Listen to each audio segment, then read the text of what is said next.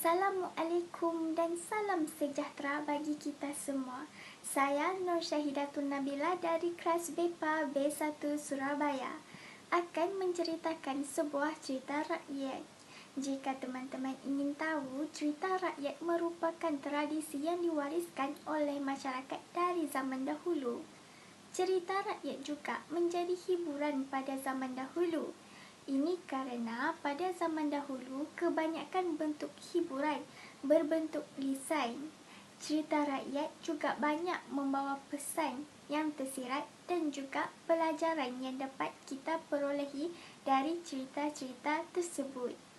Dan pada hari ini saya akan menceritakan sebuah cerita rakyat yang berasal dari Kalimantan yang berjudul Legenda Batu Menangis. Di sebuah bukit yang jauh dari desa di daerah Kalimantan, hiduplah seorang janda miskin dan seorang anak gadisnya. Anak gadis janda itu sangat cantik jelita, namun sayang, ia mempunyai perilaku yang amat buruk. Gadis itu amat pemalas, tidak pernah membantu ibunya melakukan pekerjaan-pekerjaan di rumah. Kerjanya hanya bersolek setiap hari. Selain pemalas, anak gadis itu sikapnya manja sekali. Segala permintaannya harus dituruti. Setiap kali ia meminta sesuatu kepada ibunya harus dikabulkan tanpa memperdulikan keadaan ibunya yang miskin, di mana setiap hari si ibu harus membanting tulang untuk mencari sesuap nasi buat mereka berdua. Pada suatu hari, anak gadis itu diajak ibunya turun ke desa untuk berbelanja. Letak pasar desa itu amat jauh, sehingga mereka harus berjalan kaki yang cukup melelahkan.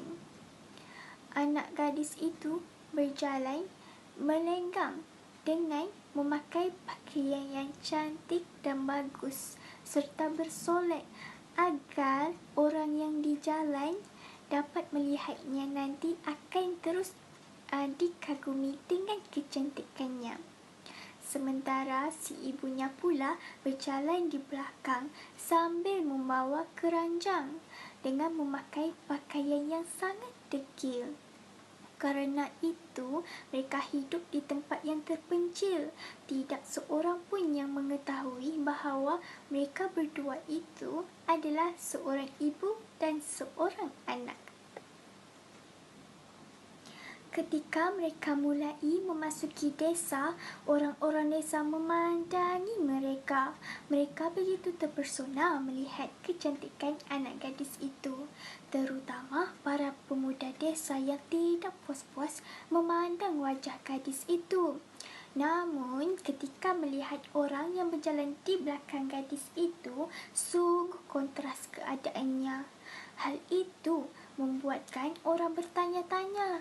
Di antara orang yang melihat itu, pemuda mendekati dan bertanya kepada gadis itu, "Hai gadis cantik, apakah yang berjalan di belakangmu itu adalah ibumu?" Namun, apa jawapan anak gadis itu? "Bukan," katanya dengan angkuh. "Ia adalah pembantuku." Kemudian, kedua ibu dan anak itu pun meneruskan perjalanannya. Tidak seberapa jauh, mendekati lagi seorang pemuda dan bertanya kepada anak gadis itu, "Hai gadis manis, apakah yang berjalan di belakangmu itu ibumu?"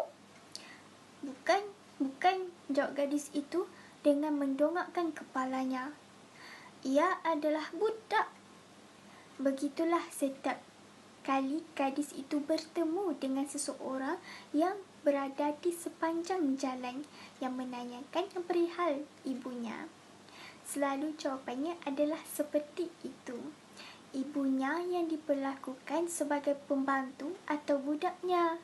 Pada mulanya, dengan mendengar jawapan puteri yang durhaka itu, jika ditanya orang, si ibunya masih dapat menahan diri.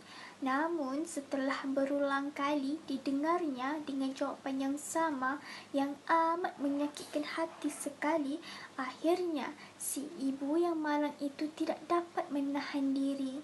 Si ibu berdoa, "Ya Tuhanku, hamba tidak kuat menahan hinaan ini. Anak kandung hamba begitu teganya memperlakukan diri hamba sedemikian rupa. Ya Tuhan, hukumlah anak durhaka ini, hukumlah dia." Atas kekuasaan Tuhan Yang Maha Esa, perlahan-lahan tubuh gadis durhaka itu berubah menjadi batu. Perubahan itu dimulai dari kaki. Ketika perubahan itu telah mencapai setengah badan, anak gadis itu menangis memohon ampun kepada ibunya. "Oh, ibu, ibu, ampunilah saya. Ampunilah kedukaan anakmu selama ini. Ibu, ibu, ampunilah anakmu." Anak gadis itu terus meratap dan menangis memohon keampunan kepada ibunya. Akan tetapi semuanya sudah terlambat. Seluruh tubuh gadis itu akhirnya berubah menjadi batu. Sekalipun menjadi batu, namun orang dapat melihat bahawa kedua air matanya masih lagi menitiskan seperti sedang menangis. Oleh kerana itu, batu yang berasal dari gadis yang mendapat kutukan ibunya itu disebut sebagai batu menangis. Demikianlah cerita berbentuk legenda ini, di mana masyarakat setempat mempercayai bahawa kisah itu benar-benar pernah terjadi. Barang siapa yang mendurhakai ibu kandung yang telah melahirkannya dan membesarkannya, pasti perbuatan laknatnya itu akan mendapat hukuman dari Tuhan Yang Maha Esa. Nah, teman-teman, bagaimana ceritanya? Menarik bukan? Apakah teman-teman dapat menangkap pelajaran dari cerita rakyat ini? Kalau belum, saya akan dengan senang hati mengupas sedikit pelajaran yang bisa dipetik dari cerita rakyat ini. Pelajaran yang pertama dapat dipetik adalah kita harus rajin membantu kedua orang tua kita. Ini kerana kedua orang tua kita sudah kurang berdaya untuk melakukan tugas-tugasnya. Dan jika kita membantu orang tua kita, kita akan dapat pahala. Yang kedua, kita harus bersyukur dengan apa yang kita miliki sekarang ini. Hal ini kerana dapat menjauhkan diri kita dari sifat serakah. Yang ketiga, kita harus menghormati ibu kerana ibu merupakan sosok yang melahirkan dan juga menjaga kita. Tanpa ibu, kita tidak bisa lahir ke dunia ini.